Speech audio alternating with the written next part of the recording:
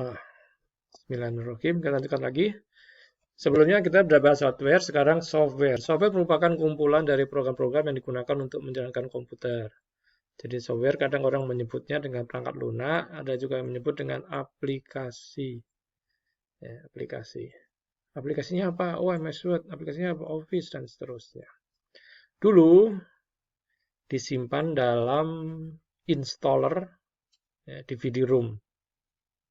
Ya, kalau sekarang kita bisa download di website tertentu. Kemudian kita bisa juga, ada juga yang masih dalam bentuk DVD-ROM. Kemudian diregistrasi. Jadi Office-nya ori atau bajakan? Atau Windows-nya ori atau bajakan? Nah, itu pertanyaan yang sering dijawab. Ya, ori kendalanya di harga. Kalau bajakan kendalanya di tidak ada support kalau ada kerusakan ya. Tapi apakah yang ori bisa kena virus? Bisa juga. Nah, silakan Anda bijaksana dalam menentukan pilihan. Jadi kalau saya pribadi eh, Windows-nya ori ya, karena Windows itu biasanya melekat pada saat beli laptop, khususnya laptop baru. Kalau aplikasi relatif. Ya, seseorang mungkin punya keahlian ya, bidang apa dia. Kalau untuk bidang pemetaan ya, mungkin map infonya license atau terregistrasi atau ori gitu, original gitu. Nah, nanti silakan disesuaikan dengan kebutuhan dan keahlian penggunaan masing-masing. Contoh operating system Windows, ya, kita update ini ya, paling baru Windows berapa ini? Windows baru. Nah, ini. Ada beberapa yang kita sebut dengan operating system. Desktop termasuk laptop juga ini ya. Di desktop itu laptop juga. Tablet juga tablet bisa dua ya, bisa dua tablet itu. Bisa masuk PC, bisa masuk mobile. Windows terbaru itu Windows 10, OS X itu untuk Mac, Unix itu untuk jaringan besar biasanya, mainframe, Linux, Chrome. Ada lagi nggak? Kalau dulu ada Windows sudah ya. Ya, mungkin ini ya yang saat ini ya, ini saat 2017 ya, 2017 ini. Untuk yang mobile seperti Google, Android, Apple, Windows Phone, BlackBerry udah lewat ya, BlackBerry udah lewat, Windows Phone mungkin juga udah lewat ya, udah jarang di 2020 ya. Jadi data ini data 2017 ya, 2017.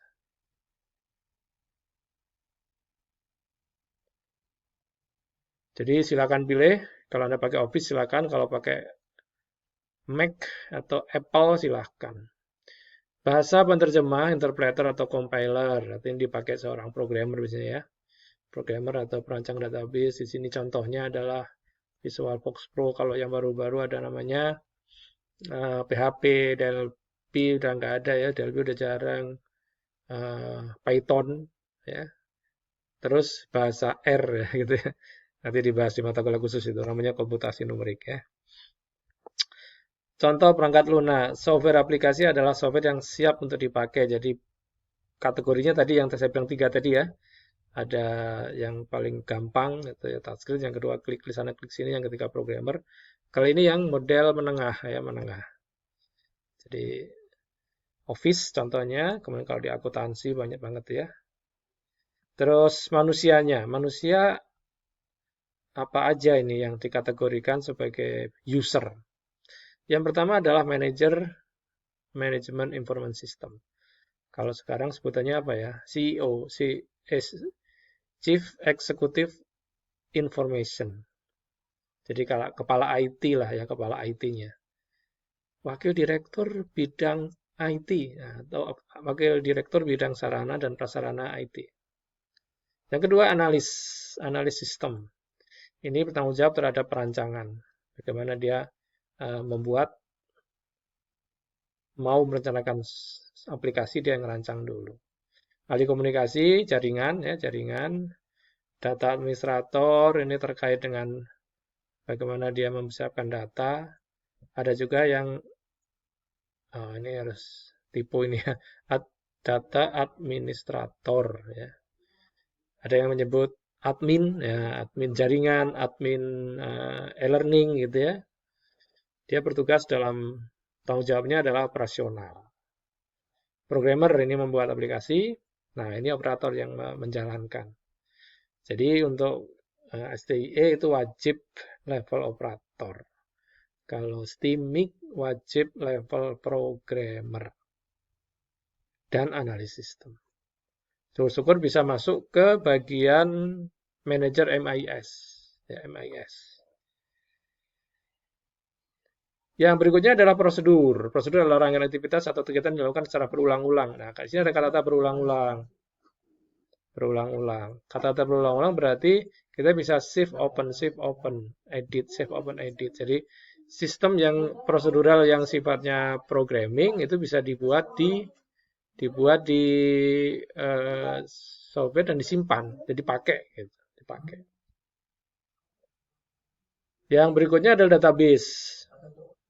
Database adalah kumpulan data yang ada perusahaan yang dalam bahasa ini ada kata terkoneksi. Ada koneksi data, ada relasi, ada relasi. Jadi bukan berdiri sendiri, ya. Bukan berdiri sendiri. Kalau berdiri sendiri belum bisa dikatakan database, tapi data gitu aja. Kemudian teknologi jaringan. Teknologi jaringan itu dipakai untuk komunikasi data. Terus contoh-contoh peralatan komunikasi data ada antena, receiver transceiver ya, jadi pemancar penerima, kemudian jenis kabelnya fiber optik, tembaga juga sudah nggak ada tembaga, fiber optik semua sudah koaksial yang udah satu kabel bisa ratusan pelanggan gitu ya, modem bisa Anda pakai modem secara fisik, bisa juga modem yang dipakai di smartphone. Kemudian aplikasi komunikasi data seperti Zoom gitu ya, Zoom. Itu semuanya disupport oleh jenis-jenis topologi jaringan. Ada star, dibangun di lokal area network ya, kayak di bank itu paling gampang contohnya itu ya. Jadi kalau di kantor cabang membantu itu lokal, naik lagi ke tingkat cabang itu berarti terhubung dengan wide area network atau WAN. Jadi LAN, WAN, dan terakhir global. Global biasanya jaringan yang di pusat dikendalikan di bank pusat di Jakarta gitu. Email, saya pikir udah pada jago semua email ya. Email dan sosmed itu sudah saya pikir satu kesatuan yang sudah sering kita pakai ya. Ada beberapa alasan kenapa kita belajar IT. Karena IT merupakan keahlian standar. Jadi semuanya belajar IT. Ya, semuanya belajar IT. Jadi kalau nggak belajar IT ya ketinggalan. Teknologi informasi didefinisikan menurut ITEE sebagai studi, perancangan, pengembangan, penerapan, dukungan, atau manajemen komputer yang digunakan dalam sistem informasi khususnya hardware dan software. Ya. Jadi bisa Anda baca sendiri. Jangan lupa silakan dicek tugas yang ada di web link. Ya. Kemudian siapakah pengguna komputer itu? Ini kita ringkas saja ya sedikit.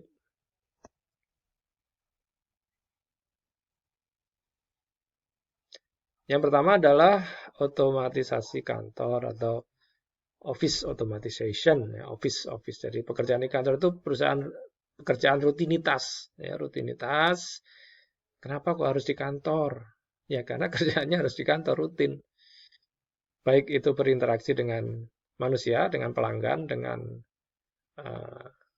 klien, ya, dengan orang yang akan membeli produk kita, maupun dengan data-data yang harus diolah dari si klien tadi, si pelanggan tadi, ya, si konsumen tadi, gitu. Dan semuanya menggunakan aplikasi-aplikasi Makanya namanya MS Office ya. Kenapa nggak MS Home gitu ya? Karena ya digunakan di office, di kantor. Ya. Mungkin nanti kalau ada saking banyaknya work from home, mungkin nanti kita bikin Microsoft Home gitu ya, bukan Microsoft Office. Ya. Microsoft Office itu ya dipakai lah ya, pakai masih fungsi kantor sebagai tempat. Ya. Tapi yang paling penting adalah kantor dengan perangkat IT yang memadai. Jadi bukan sekedar kantor saja. Mampu membuat memasukkan data, menyimpan memanggil, open tadi ya, open save ya.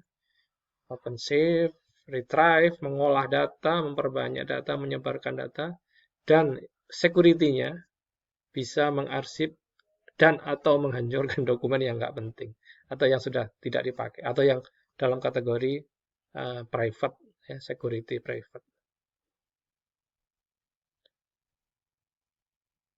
Bagaimana membangun lingkungan kantor yang baru terkait dengan IT? Pertama, ya kalau di sini contohkan ada meja kerja, ada peralatan IT, ada orang-orang. Ya. Meskipun di era pandemi ini nggak boleh ya, physical distancing. Ya. Jadi kalau physical distancing itu kerja dari rumah masing-masing gitu. Kemudian ada sistem komunikasi, pasti ya. Sekarang udah pasti minimal LAN dan internet. Ya udah nggak bisa ditawar-tawar lagi itu. Kemudian sistem formal dan informal ini terkait dengan aturan-aturan yang ada di kantor tersebut. Ya. Kemudian pemakai, siapa pemakainya? Paling tinggi adalah manajer, profesional, apa nama profesional itu? Supervisor ya, supervisor, kepala bagian gitulah. Yang bertanggung jawab terhadap kalian tertentu. Manajer marketing. Ya, tentang marketing. Dia punya anak buah, punya sekretaris, punya klerik, punya staff ya, punya staff dan seterusnya. Jadi ada dua nanti, strategik dan operasional. Ya, strategi operasional. Contoh aplikasi di kantor itu ada word processor, MS Word ya. Dulu mesin ketik, sekarang udah nggak ada kayaknya. Email ya, udah tahu pastilah email ya. Perekam suara perlu nggak? Ya, silakan. Voicemail perlu, silakan coba ya. Jadi voicemail itu kalau sekarang ya perekam suara ya dipakai untuk di WA juga ada itu ya. Kemudian electronic calendar ada di HP udah ada ini ya. Nah, ini yang paling penting nih. Konferensi audio. Ya, ini dari awal sudah ada sebenarnya ya. Cuma kita sekarang harus pakai Zoom segala macam ya. Nah, di sini pentingnya. Ya. Kita harus punya perangkat seperti ini kalau kita akan melaksanakan video conference. Video conference itu bisa dimungkinkan kalau kita bisa hadir pada waktu yang tepat ya. Kita belum tahu nih, saya juga belum mencoba untuk nge-zoom, saya lebih cenderung ingin bikin materi dalam bentuk video dulu, nanti dipelajari, nanti pas kita zoom, kita akan diskusi. Ya. Kalau nanya silakan, kalau malas ngomong nanya ya ketik aja di, di chat itunya ya, di chat komentar itu ya. Oke. Video conferencing ada dua bagian. Yang pertama audio dan video. Audio berarti perangkat minimal mikrofon, headset, pendengar ya. Kalau ada audio mixer lebih bagus. Kemudian webcam. Webcam itu wajib ya. Karena kita harus berinteraksi secara visual. Secara visual. Ya. Kamera video, layar monitor, dan mikrofon. Ini contoh-contoh konferensi ya. Nah, kita break dulu, nanti kita teruskan lagi materi berikutnya.